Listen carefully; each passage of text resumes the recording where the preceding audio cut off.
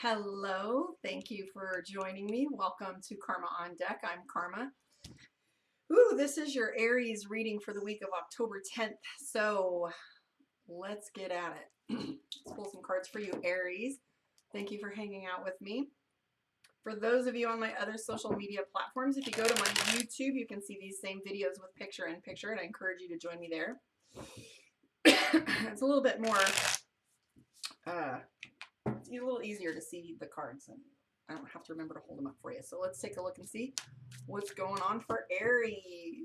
Feeling a little better, so I'm back on. Hi, Corin. How you doing? Here we go. Tower card. Wow, interesting. Ace of Cups, the Death card, High Priestess, and the Queen of Swords. So, and how this is playing out, what I'm seeing for you is the Tower card. Sorry, the Tower card is one of those things that kind of is one of those events that shows up in our life that is a surprise. It's one of those things that shakes up our foundation and kind of makes you feel a little upside down. And so the Tower card, even though, you know, sometimes those are our natural disasters and our unhappy surprises that occur for us, what ends up happening is there's this awakening to what's real and strong and what our foundation looks like. So if you look at the Tower card, he's got the lightning and the storm and the thunder and everything's on fire, you know, and there's just this crazy event that's going on, and he's trying to hold on to whatever will stand up, or even this dragon here is wrapping himself completely around the structure, trying to protect what's left. But with the Tower card in play, oftentimes what happens is, I call it the Great Leveler. It's where the rubber meets the road, and where we find out what our foundation looks like and what we lean on and how we lean on them. We have the Ace of Cups and the Death card, the High Priestess, and the Queen of Swords. And what that tells me is, with the Death card in play, and especially the Queen of Swords, it means we're walking away from something or leaving something behind that isn't serving us. Literally, the translation of the meaning of this card is walking away from a dead tree. And, you know, what happens when we have a tree that's not growing anymore, or something that's not serving us? We kind of leave it behind because we know that any efforts that we put into that endeavor isn't really going to pay out for us. We know it's really not going to pay off. And sometimes that can be people. Sometimes that can be a place that we really love, or a relationship that, you know, we had a lot of hopes for. We have the and the High Priestess too in play tells me that your instincts, your intuition is kicking up into high gear. Thank you for the compliment, Corin.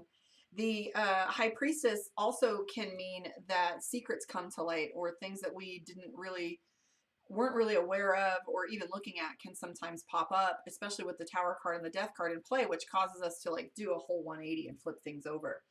However, moving forward after this event, so this back row typically talks to us about the things that are driving us or that had been going on and where we're moving forward from. The Six of Wands got this card here that talks about financial surprises, or a amount of money or some surplus that's coming your way. I see some celebration. King of Wands. Two of Swords is in play. Now, the King of Swords as well. What's neat about the King of Swords is it means you've won. Like, even though, you know, there's some terrible things going on, or you feel like things are upside down, the King of Swords means you've won the war, now you must win the peace. It means now that the destruction part is over, you get to go build this beautiful peace, Bitsy, where you get to go build and recreate. And you have the Nine of Cups, which is a full celebration. So if you look at life path number 9, that means a fulfillment, like you're moving forward from this event on to something better. And it usually, life path 9, or the number 9, usually means there's a completion and you're finished with a cycle. King of Swords means winning. The Hangman and the Ten of Swords in play tell me that Aries is still feeling kind of restricted, feeling stuck.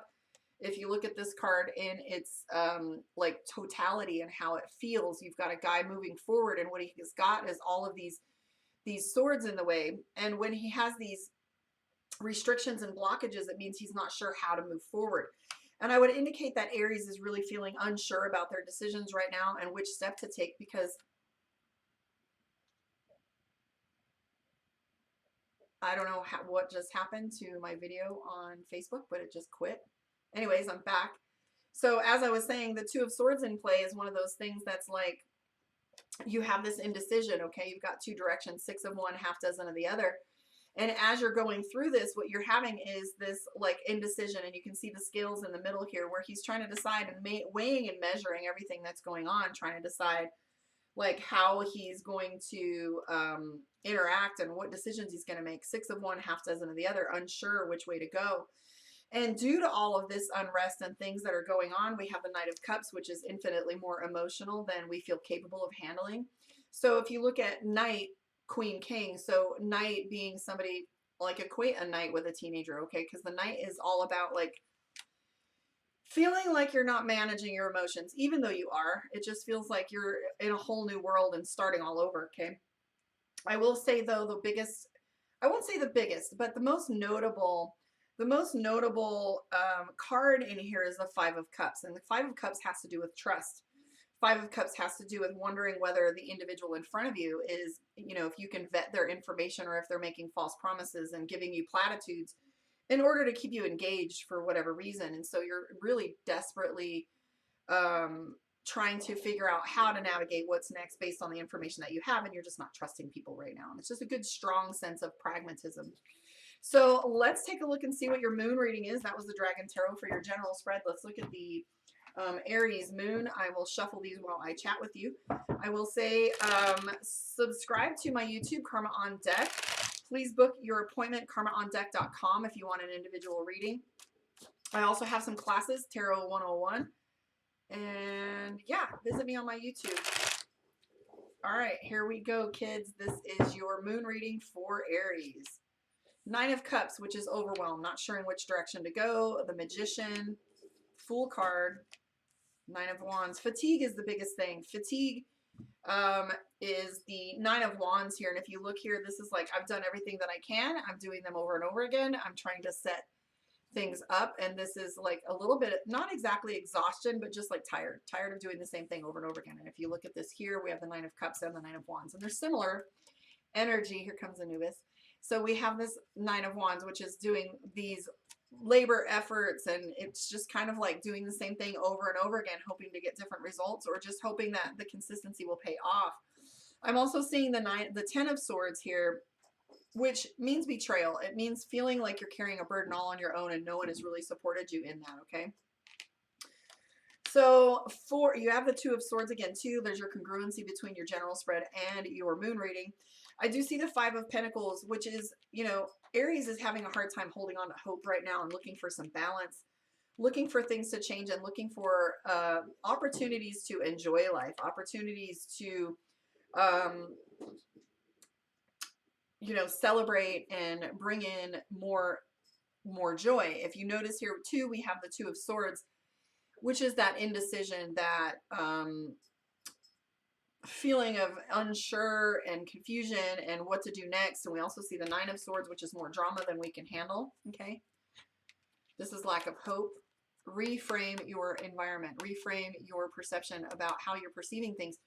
Because reframing and coming from gratitude has this ability, and it's extremely difficult at first, especially when you keep getting hit after hit, which I feel like Aries is in that, like maybe you haven't had hit by hit, but you're just having this moment where you're sitting back and looking at things and really feeling frustrated.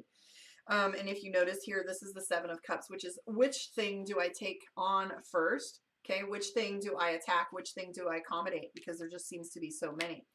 Now, I don't know if you have a birthday coming up or something fun in your family, but I do see some celebration coming your way. I'm also seeing that Aries has the Seven of Swords and the Four of Wands. So the Four of Wands being commitment.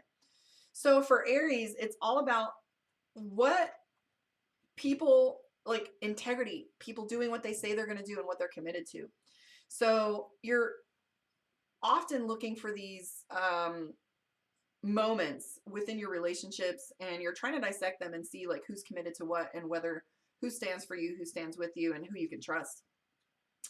I also see the Temperance card, which is balance. And I want to point out that the Fool card in that back row is also telling us that, you know, Aries is looking at opportunities and trying to see what is in front of them, and constantly looking for another route, another way, thinking outside of the box. I would encourage you to look at rules, look at structure, look at the box that you're in, and see like what really matters and what, you know, what you can push against and push back to.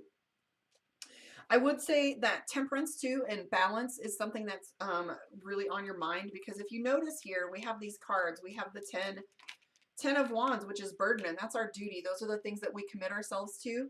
Not exactly just like duty bound, where we feel as if, you know, I have to do it, but it just feels like sometimes there's a lot of things on our plate we didn't sign up for that got landed on us, and we just kind of feel like it's getting heavier and heavier. But what I see coming for you is temperance. So temperance is balance. It's about finding that flow, work-life balance, fun versus, rest versus work.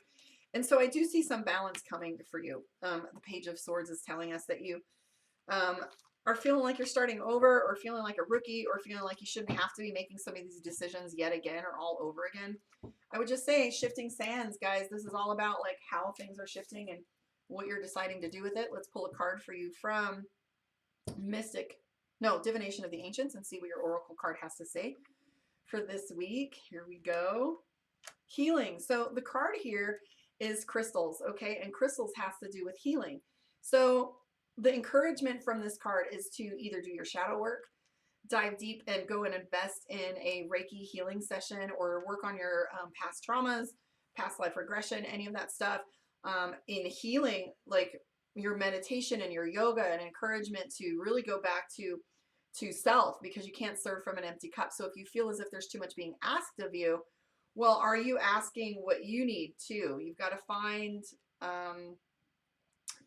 what it is that you need to make you feel strong. So if you need a little bit more support, ask for support. If you need a little bit of a break, take a break. Like, take that day off to recalibrate your life if you have to.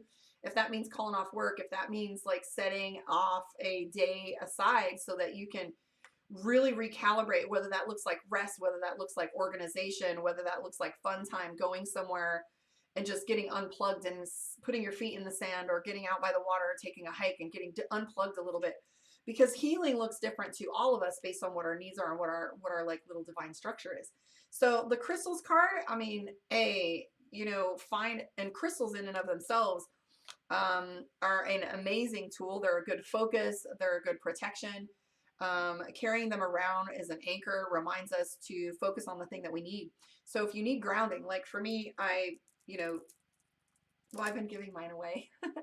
So right now I have some citrine to remind me that for this one time in my life, I'm going to focus on my money. I've always focused on my contribution as a person and as a career. Like, I was a paramedic for 20 years. So as I focused on that, it was always heart chakra, which is green. And if you notice, the very center of my my desk here is a green crystal ball, where I always want to remind myself to come from love, right? To come from the heart chakra, and always know that if you come from love, that you can't screw it up. I mean, you may have a wrong delivery, but you can't screw it up. So, if you need some grounding, like, Jason, for example, we work in nursing, and it was really important to me to wear black tourmaline or lava stone back in the day, because I needed to like curb that negativity.